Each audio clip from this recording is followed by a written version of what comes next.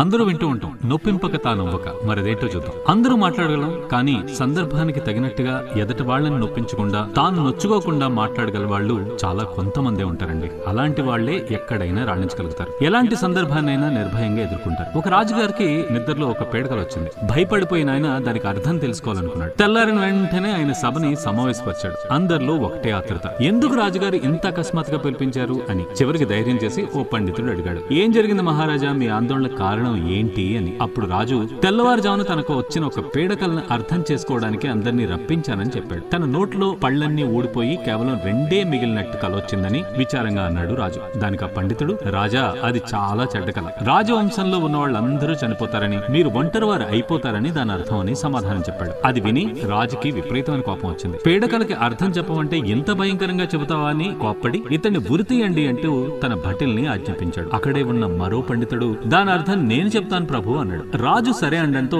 నిజానికి ఆ కళ మీ ధైర్య సాహసాలకి అద్దం పడుతోంది మహారాజా. రాజవంశంలో ఎవ్వరూ లేకపోయినా మీరొక్కరే ఈ సువిశాల సామ్రాజ్యాన్ని అద్భుతంగా పాలించగలరు. మీరు ఆ సూర్యచంద్రుల లాంటి వాళ్ళు. మీకు ఎదురే లేదు. ఎలాంటి విపత్కర పరిస్థితులనైనా ఎదుర్కోగలరు. మీరు తిరుగులేని చక్రవర్తిగా చరిత్రకెక్తారు అంటూ పొగిడాడు.